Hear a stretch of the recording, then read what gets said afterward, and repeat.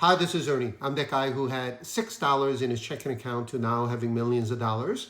One of my followers asked if I'm going to participate in Fermi IPO. So I want to share my point of view. And this will also be very helpful for those who are looking to invest in individual stocks, how I typically do research. I'm not right 100%, but this is how I do research. And this is how I end up getting 5x, 3x, 41x, 20x type of a return. So whether you are interested in Fermi IPO or not, I think this might be a video that's worth watching. So let's go to the Fermi IPO that's available on Robinhood. Unfortunately, it's not available on SoFi yet for whatever the reason they have. But yeah, let's take a look. This is Fermi IPO. If you go to Robinhood, type in IPO access, like up here, then it's going to allow you to go to this particular page. On the right hand side, you could actually submit your interest or decide not to do it. But all the information you need is in this prospectus. So if you click on it, now you're going to see a lot of information.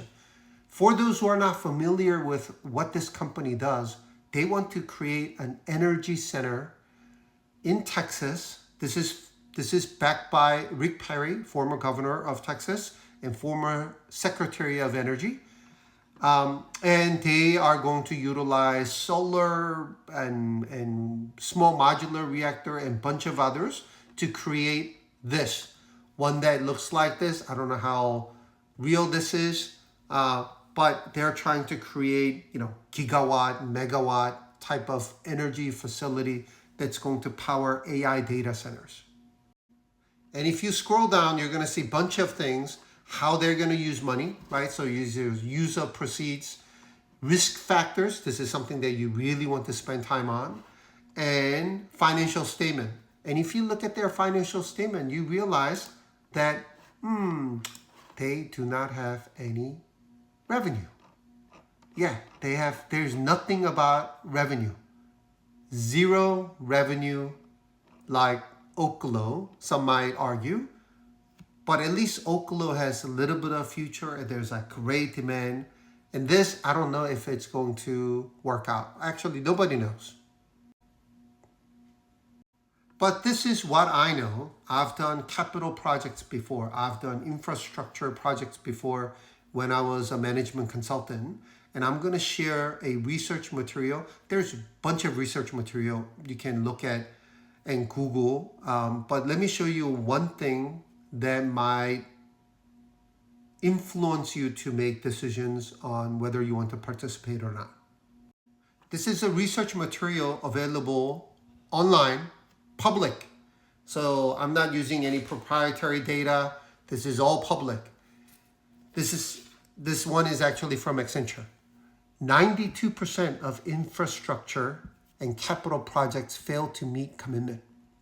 And they interview like 700 industry leaders. And you might be thinking, wait, how could that be? I have neighbors who are building a house, just a house, not even something complex like this. And it's supposed to be ready by January. Is it ready by January? Of course not. It was done by April, but by the time they get in, for those who have bought brand new homes before, nothing is working. Like sometimes the sink is not done properly, sometimes the light fixture is not done properly, so they have to spend another couple months to fix everything. So just imagine what could happen when they're building hundreds of millions of dollars type of a energy infrastructure. Yes, a lot of things will go wrong. And let me show you more data on that. Why there are schedule delays and why there's more cost. Materials and equipment. Think about all the tariffs that now we have to deal with. And things that's allowed, things that are not allowed. Like there's not enough planning. There's a regulatory environment. Just imagine what's going to happen if the Republicans lose the midterm election, or they're going to lose the next presidential election, like all the policy changes. Yeah, there's a cost involved around labor.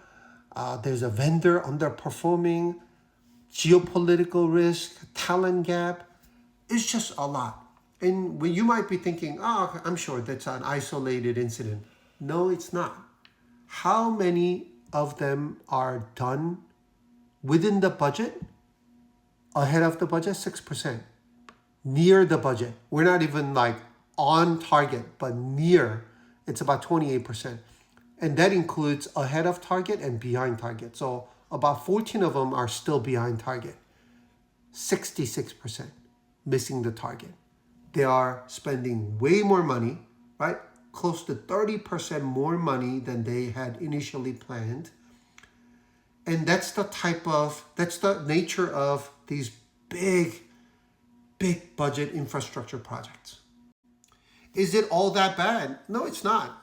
This is somewhat expected. So people who are invested in companies like this or midstream pipeline, yeah, this is what's expected. And they perform really, really well sometimes over a long period of time. Are you going to get 200 pop or 100% pop? Most likely not. But if you're looking for a steady income that's going to give dividends or profit sharing or something related to that, this type of a company could really, really do well. But I don't want to rely on dividends. I can do so much more selling cover calls or cash secure puts and do so much more than hoping for a dividend income down the road that's going to give me 6%, 7%, 8%, which is something that I can make in less than 2 months. That's why I tend to shy away from big infrastructure, spend a boatload of money and collect small money over the next 30 years. It's just not something that I'm willing to do. That's just my point of view, but depending on your risk profile and depending on whether you know how to do options, this might actually be very appealing. So do your deep dive, do your research, and figure out whether this is something that you want to do. Ultimately, it comes down to your comfort level and what your investment objectives are.